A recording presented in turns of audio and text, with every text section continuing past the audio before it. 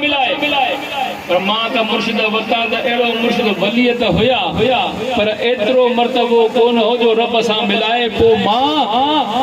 महबूब मुस्तफा जी दरबार में अर्ज कियो त मुंहिंजा महबूब हाणे तू करम कर मुखे वही बैयत मां तू जो महबूब मुरीद थियण चाहियां तो करम थे तो मां डायरेक्ट बैयत कया महबूब मुस्तफा हाय हाय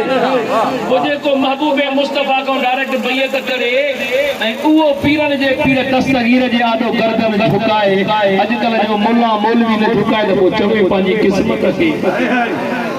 सरदार अली शाह अर्ज करे तवज्जो रहे मुझे महूजा परवानो छो त ही उहो पीरा दुनिया में अचण खां अगे अल्लाह जा वली बुधाईंदा आया त 5 सदी में आले रसूल जे घराणे में शहजादो ईंदो जंहिंजो लक़ब मुहियुद्दीन हूंदो ऐं नालो अब्दुल कादिर हूंदो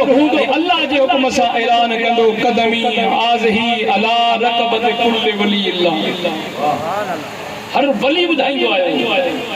शेख हमान तो फरमाए तो नौजवानी जो आलम दस्तगीर सुनो मुझे दरबार में आयो वेही मुखे चयाई त ए शेख हमान जे मलक वठी मां तुझी दरबार में चिरचिरहाट जो आवाज तो अचे कुकन रडन जो आवाज तो अचे मु अर्ज के त कुर्बान वजा मुजा 12,000 मुरीद हैं जी 12,000 मुरीदन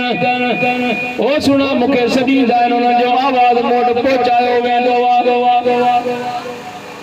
उन्हनि जूं रड़ियूं मोट पहुचायूं वेंदियूं मुखां मदद घुरंदा हलंदा उहो आवाज़ पहुचायो वेंदो मां हर हिकु मुरीद 12,000 मुरीदनि जा नाला वठी करे अल्लाह जी दरबार में उन्हनि जी तौबा बि क़बूल कराईंदो उन्हनि जी हाजत रवाई बि कंदो हर रोज़ 12,000 मुरीदनि जा नाला वठी करे उन्हनि जूं मुरादूं पूरियूं कराईंदो आहियां ऐं रब खां उन्हनि जे लाइ मग़फ़िरत घुरंदो आहियां सुने दस्तगीर फरमायो जॾहिं तू 12,000 मुरीद जो हर एक रोज नाला वठंदो हा सुना कुर्बान वञा पाण फरमायो शेख मां द ॻाल्हि ॿुध जॾहिं मां मुरीद करण शुरू कया सभ खां पहिरियां मां पंहिंजे रब खां वाइदो वठंदुमि जेको मुंहिंजो सदाए जेको मुंहिंजे कामनि में अचे जेको मुंहिंजो मुरीद थिए मां अब्दुल कादिर जीलानी रब खां वाइदो वठंदुमि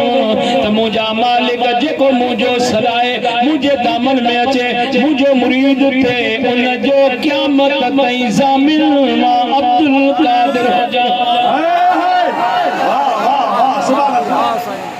तवज्जो रहे मुझे मौजा